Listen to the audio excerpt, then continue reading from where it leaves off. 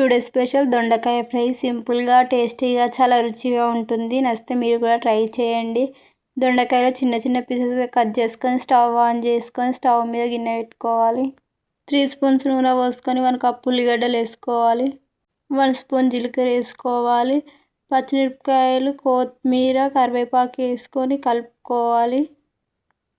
1/2 cup పల్లీలు వేసుకొని 1 spoon పసుపు వేసుకొని కలుపుకోవాలి. మనం కట్ చేసుకున్న దొండకాయలు అందులో వేసుకొని కలుపుకొని మూత పెట్టుకోవాలి.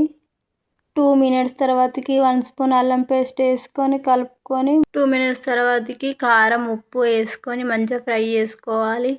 ఆయిల్లో దొండకాయలు మంచిగా ఫ్రై అయిన తర్వాతకి 1/2 టీ స్పూన్ గరం మసాలా వేసుకొని కొత్తిమీర వేసుకొని మూత పెట్టుకోవాలి. అంతేనండి, దొండకాయ ఫ్రై రెడీ.